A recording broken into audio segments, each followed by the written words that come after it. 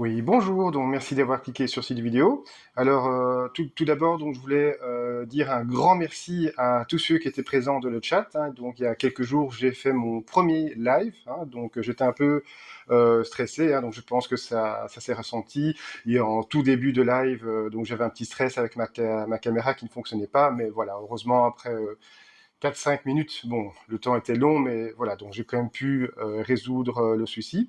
Et voilà, je voulais vraiment dire un grand merci à tous ceux qui étaient présents dans le chat, hein, que ce soit Boris, Damien, Romain Néophyte, Grégory Valkoviak, Pascal, Julien Chaudet, Matwag, Vinstec, Bouc de Chèvre, hein, Adrien. Voilà, donc un grand merci à vous. Donc ça m'a super fait, ça m'a vraiment fait plaisir.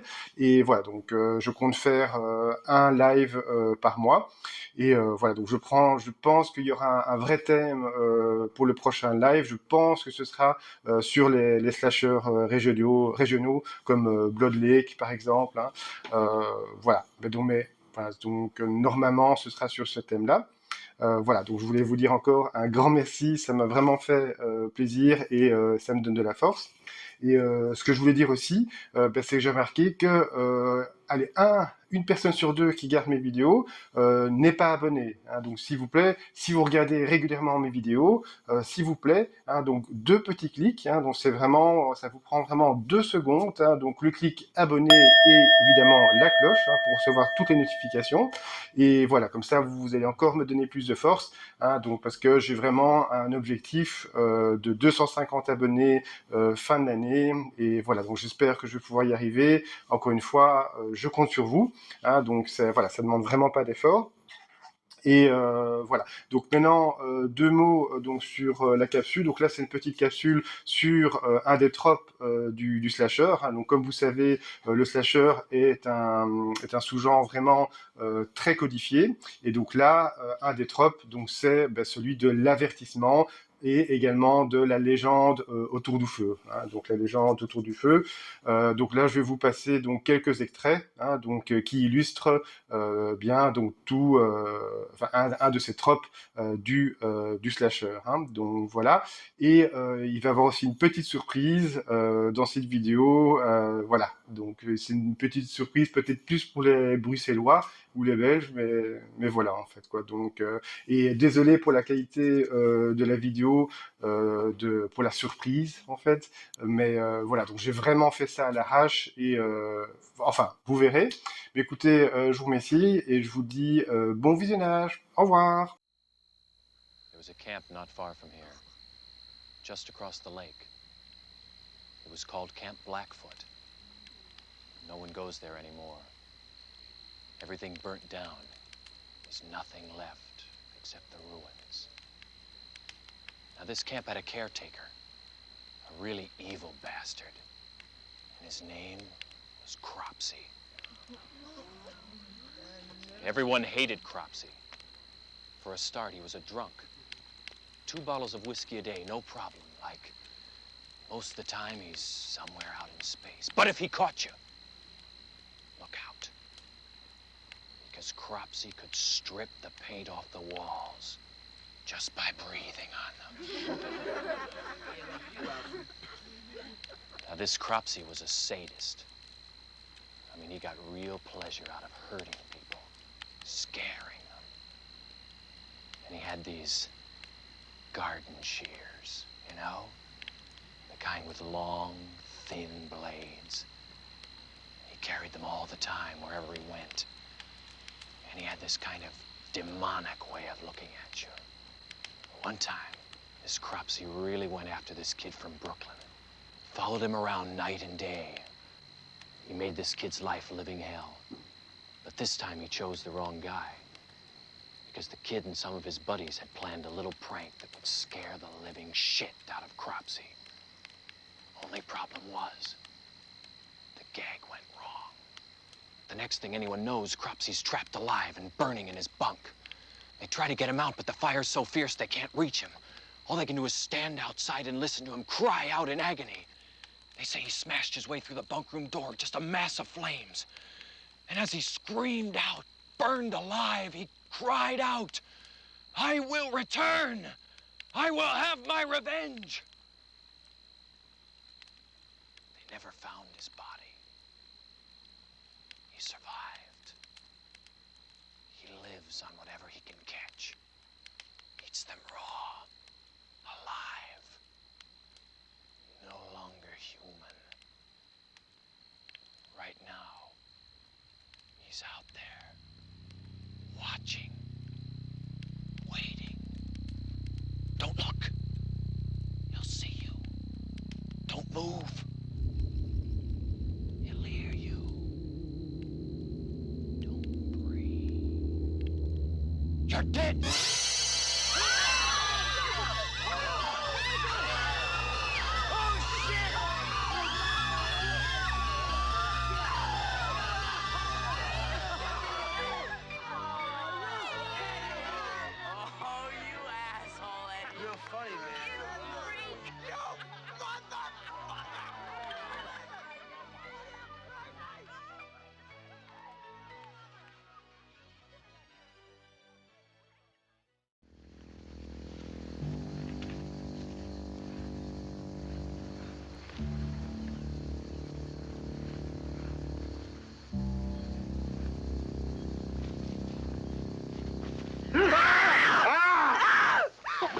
Let go.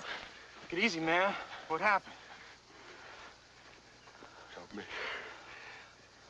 My nephew's still up there. I couldn't save him. He's trying to get me, too. What is trying to get you, man? Come on, I can't reach him out. What? Come on. Get it away from me. Get what away from you? Demons. I'm gonna take me with you. Can we take him with us? Oh, look, mister, I'm sorry, but we're on the way up. No, we're Look, just calm down, okay? Huh? What do you think? I think he's totally soft. I agree. What are we gonna do? We can't take him back down. We gotta pitch camp before dark. We don't make it. Okay, let's go. If he just sticks to the road, he'll be fine. Connie, come on. I'm sorry. Look, just stay on the road. You'll be all right. I won't be all right. Hey! You can't leave me out here with that thing. Hey!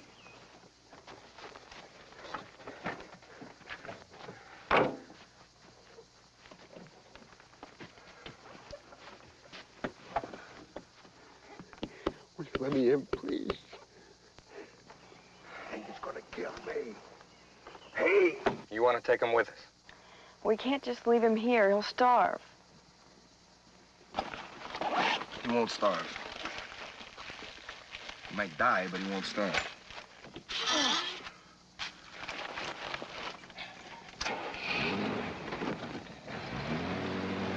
Stop, will ya? Hey! You gotta stop! Reminds me of the time I downed 5 vodka martinis. Talk about demons. Sure looks like he's being chased by demons. Hey, come on. I need that to drive. Why? There's no traffic up here. No people either. Who do you expect to run into up there?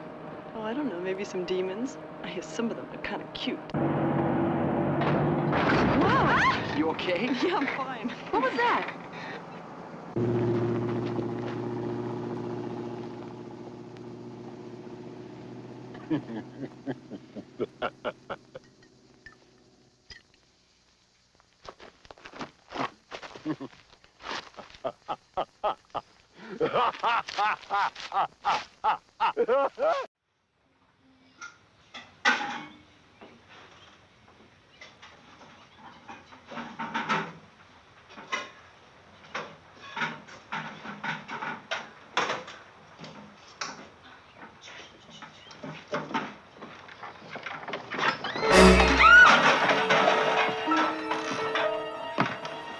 Messenger of God. You're doomed if you stay here. This place is cursed. Cursed. It's got a death curse. Who are you? What do you want? God sent me. Get out of here, man. I got to warn you. You're doomed if you stay. Go. Go.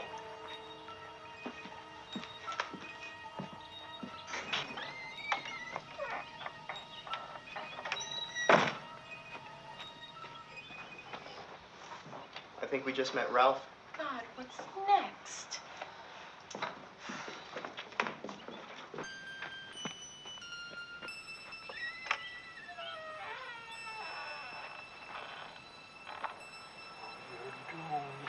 You're all doomed.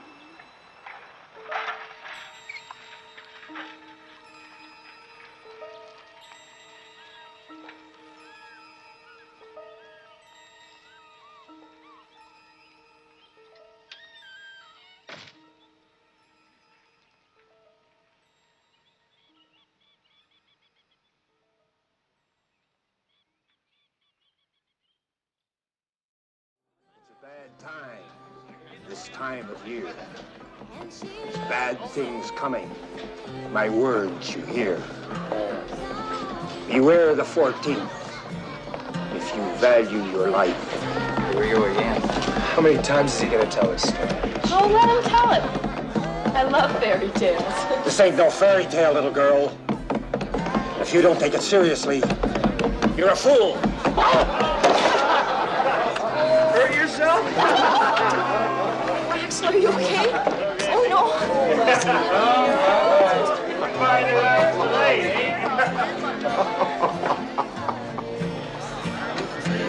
I know what I'm talking about. I'm telling you now. This town is accursed.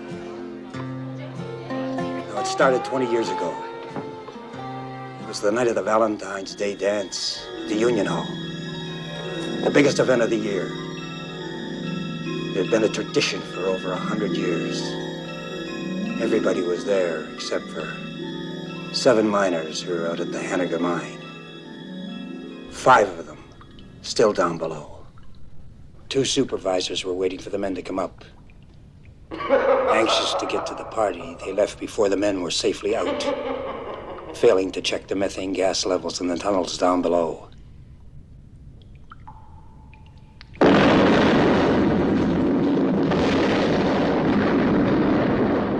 5 men were buried alive as the town continued its party. For 6 weeks, we dug round the clock to try to save them. After we broke through, 1 man was found alive. I was the one who found.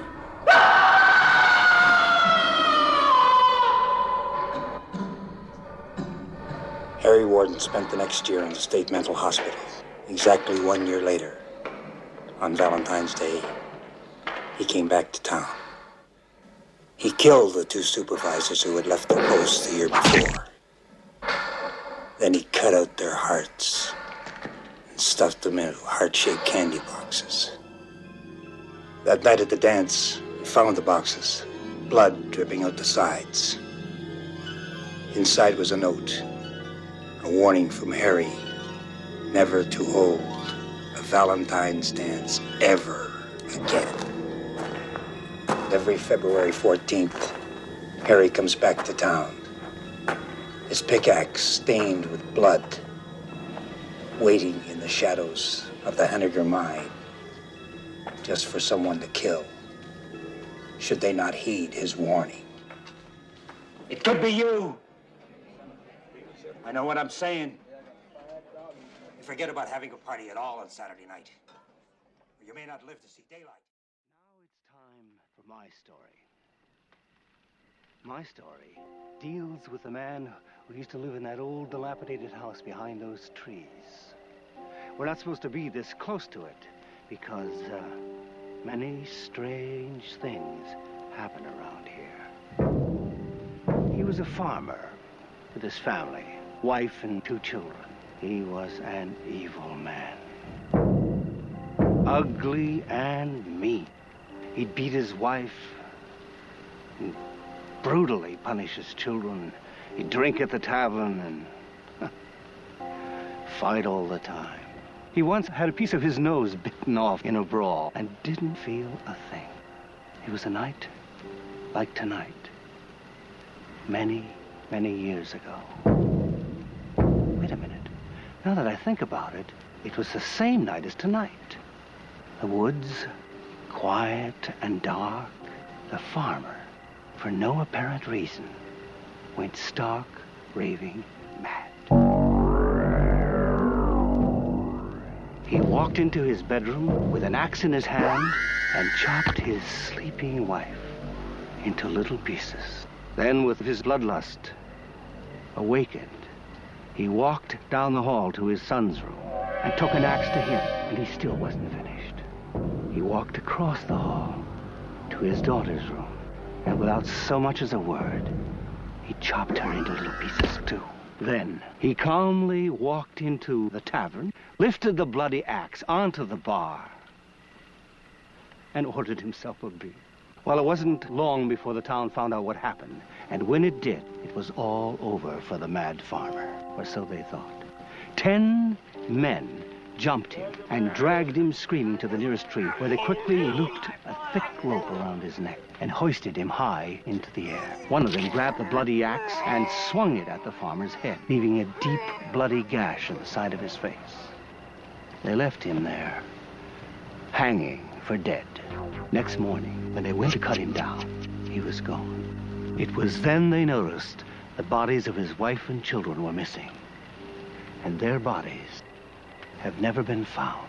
Oh, Max, come on. How could their bodies never be found? I mean, where could they be? I don't know, Richie. All I do know is that on certain nights, when the moon is full, he's out there stalking in the woods, searching for people so he can chop their heads off with an axe or hang them from a tree. You trying to be funny or something? What's this farmer's name anyway? Richie, I have a good reason I haven't told you his name. A very good reason. You see, it is said also that if you say his name above a whisper in the woods, he will hear you, because he can be anywhere, anytime. And if he hears you call his name, he'll come for you. And if he comes for you, he'll get you. One by one, you'll start to fall before night's over. I'll get you all. His name is Madman Mars. What do you say? I couldn't hear him. His name is Mars. Madman Mars. Hey, Mars! Madman Mars! Here we are! Come and get us, Madman!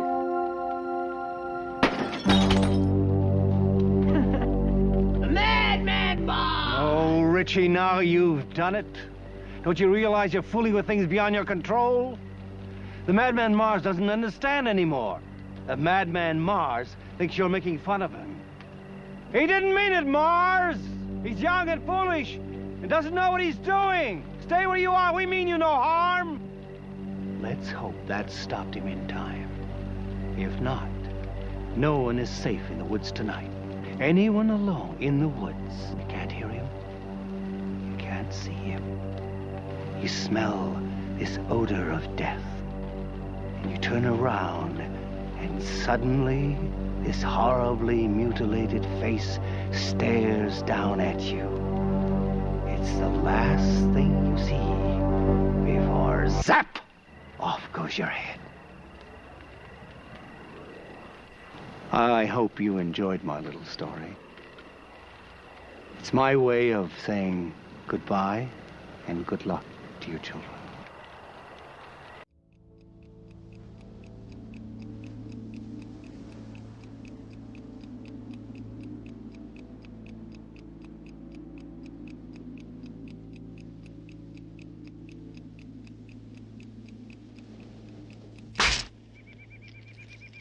$11:55, almost midnight.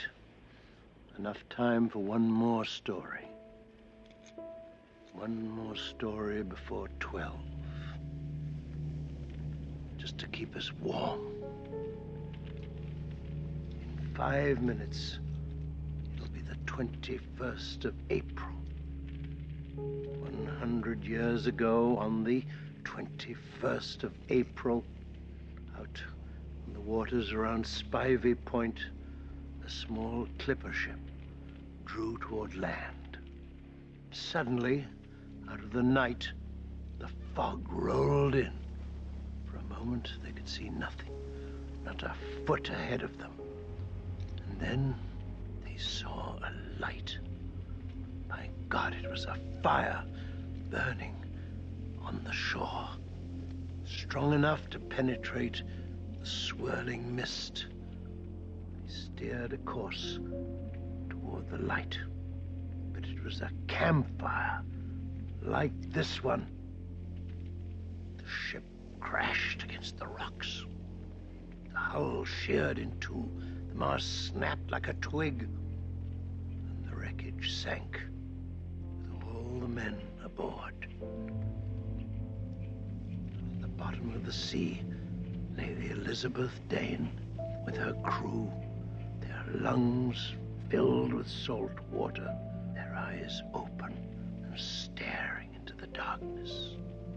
And above, as suddenly as it had come, the fog lifted, receded back across the ocean, and never came again.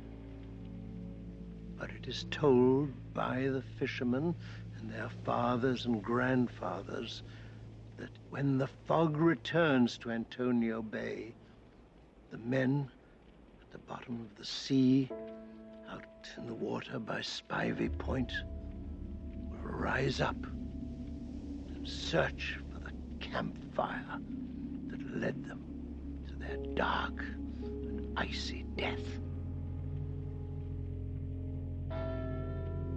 12 o'clock, the 21st of April.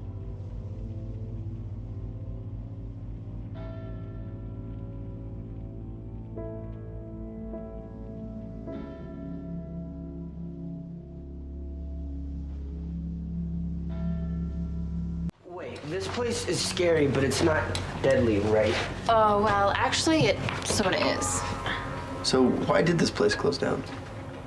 Okay, like 100 years ago when snowboarding was like new, they tried to ban it up here. You know, attracts the wrong element, not safe. But of course people were riding anyway. And then there was this egregious accident. Wait, I believe Officer Easy Bribe used the word murder. Okay, there was this little girl. She was kind of like skiing by herself. And these three boarders totally faded, like 10.1 blood alcohol level. No, please! Leave me alone! Oh no. Skied a tree. You mean she died? I guess so. Duh. So what happened to the assholes that killed her? That's the weird thing. They had these like perpetrators, you know? But when the cops went to arrest them, they had just vanished. Wait, so how did Uncle Warbucks end up buying the place? I guess Daddy heard about the tragedy up here and the ski resort couldn't get insurance or whatever after the little girl died. So our lawyers are working with the bankruptcy court. So we're checking out an investment? I mean, you tricked us into breaking into an abandoned ski resort, the site of unsolved murders, killers on the loose? Wait, we're shredding on the Grim Reaper discount plan. Bad karma. Word. You and your old man are gonna incur some serious karma deficit. Totally.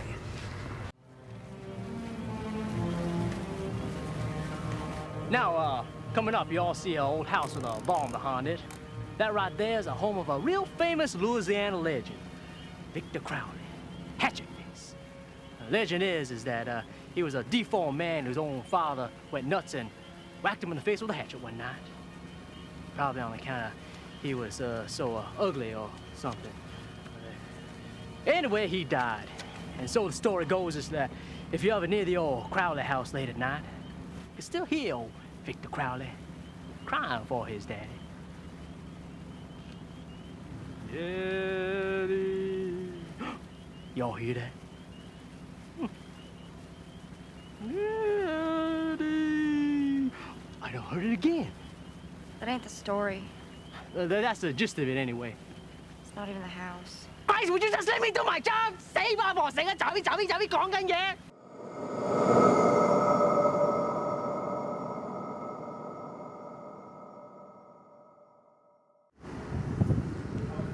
Voilà.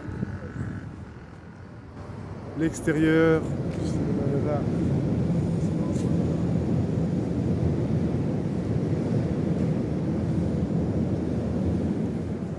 L'off-screen.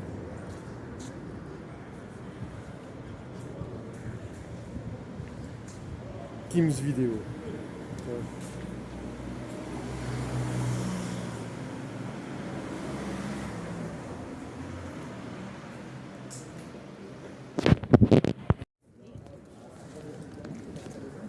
Voilà. Voilà.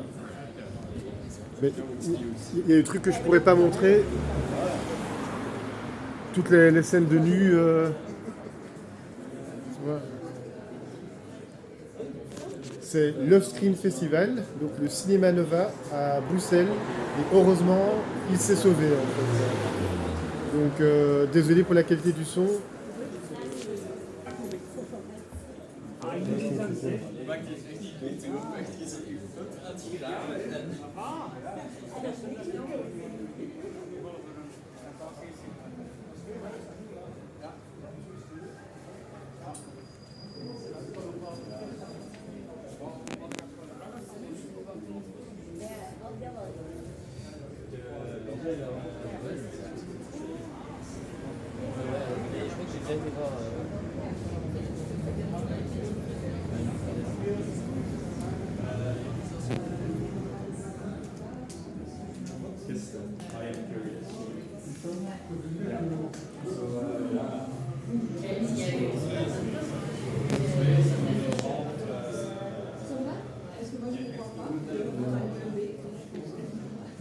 En me baladant dans Bruxelles, j'ai eu l'impression de voir les affiches partout et dans des lieux qui sont ici.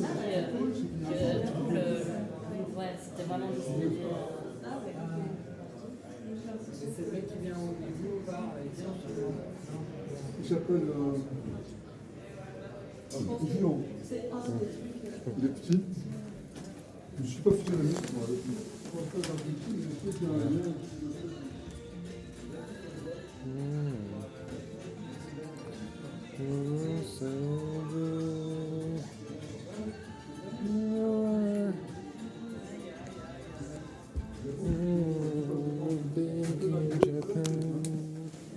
Et après, le jour par 2 minutes après, et de même pas sortir de lui. Oui, donc là, on descend, c'est le bar, le bar.